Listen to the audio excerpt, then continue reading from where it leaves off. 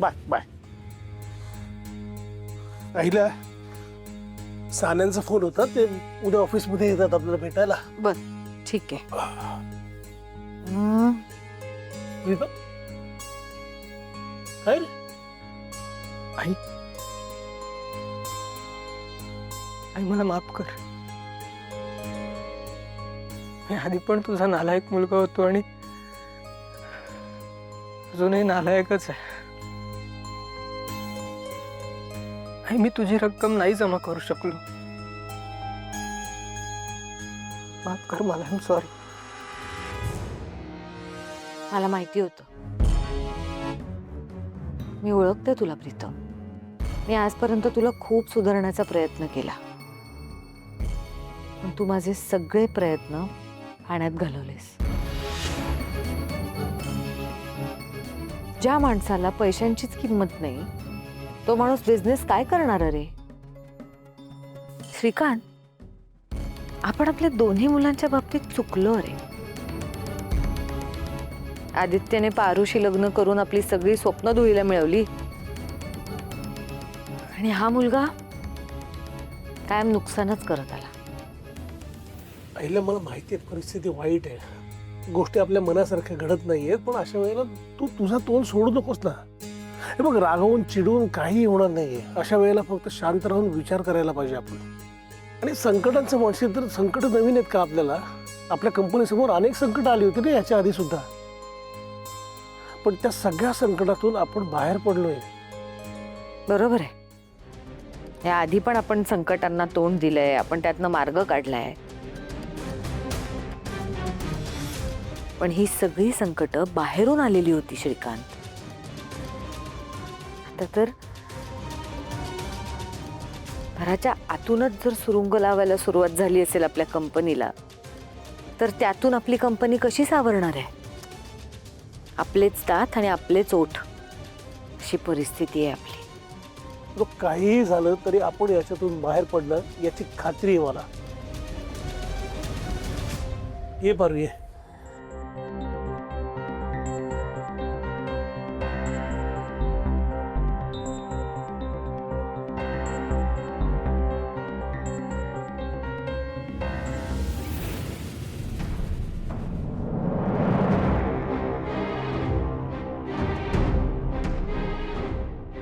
मी आजपर्यंत तुला खूप सुधारण्याचा प्रयत्न केला, पण तू माझे सगळे प्रयत्न पाण्यात घालवलेस.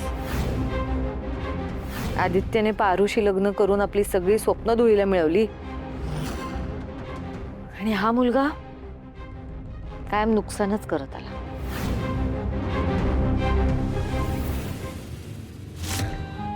माझ्या नशिबात आईला शेवटचं भेटणं पण नाहीये.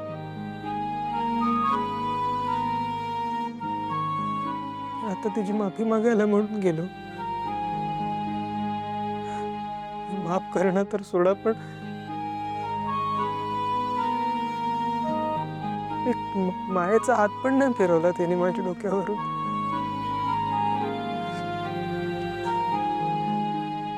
आज पण तिने मला नालायकच ठरवलं.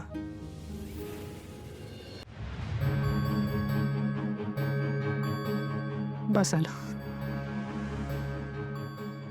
स्वतःला संपवलेलंच बरं आहे, कारण मी जर जिवंत राहिलो ना तर ती दिशा माझा वापर करून दादा आणि पारूला त्रास देत राहणार.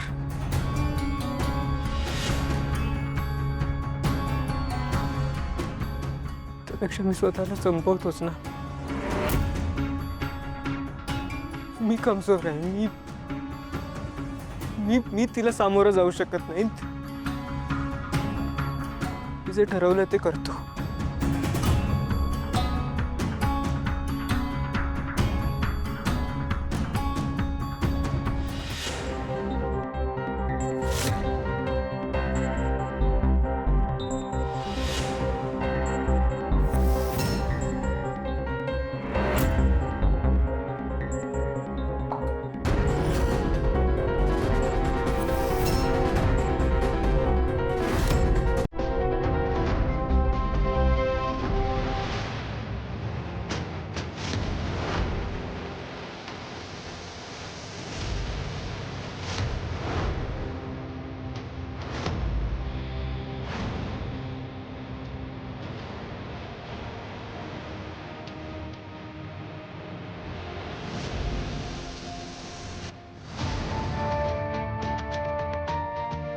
बरं झालं आलीस.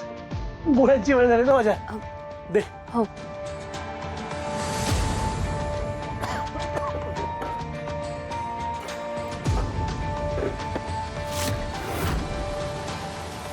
बाबा तुमची औषधं तुम्ही दुसरीकडे कुठे ठेवली आहेत का? अगं मला कसं माहिती असणार, तूच बघतेस ना ते. बघ नेहमीच्या जागी असतील. पण नाही सापडत आहेत. प्रीतम सर इथनं जाताना लय गडबडीनं निघून गेले. त्यांच्या डोळ्यात पाणी सुद्धा होतं. मी आलेच. अगं पारू, ए हिला काय झालं? एवढ्या गडबडीत कुठे गेली? प्रीतम सर काय करत होता तुम्ही? हे हे हे हे काय काय चाललंय तुमचं सगळं? तुम्हाला थोडं सुद्धा कळत नाही का की तुम्ही काय बघताय? असं असं काय घडलं की तुम्ही तुमचा जीव घ्यायला निघाला होतात? एकदा सुद्धा घरातल्यांचा विचार नाही करता आला तुम्हाला? पारू मी गुन्हेगार येतो. पारू मी गुन्हेगार. प्रीतम सर पारू मी मित्र म्हणून पण नालायक ठरलोय आज. सर तू किती विश्वास ठेवून तो लॅपटॉप आणून दिला होतास मला. मी तो फोडलाय पारू. मी फोडलाय तो. माझ्यामुळे तुला एवढा त्रास सहन करायला लागतोय पारू. नालायक आहे, नालायक आहे. मी नालायक आहे. सर शांत व्हा. सॉरी शांत व्हा तुम्ही. सॉरी. तुम्ही आधी इथं बसा. बसा इकडे. शांत व्हा, शांत व्हा. प्रीतम सर मला माहिती आहे आदित्य सरांना त्रास होईल असं तुम्ही कधीच काहीच करणार नाही. तुम्ही त्यांच्या कामाचा आदर करता आणि त्यामुळेच मला खात्री आहे की तुम्ही लॅपटॉप फोडलेला नाहीये. कारण तुम्ही असं कधी करू शकत नाही.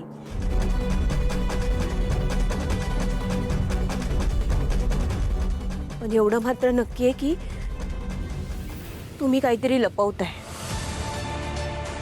माझ्यापासनं, घरातल्या समद्यांपासनं तुम्ही काहीतरी लपवताय. प्रीतम सर प्लीज प्लीज आता तरी सांगा ना काय झालंय. तुम्ही इतका कसला विचार करताय? कसला त्रास करून घेताय स्वतःला? कुठल्या टेन्शन मध्ये आहात? कसली काळजी करते? प्लीज सांगा. तुम्ही त्रासात दिसताय हो मला. प्लीज गप्प राहू नका प्रीतम सर. बोला ना आता तरी काय झालंय?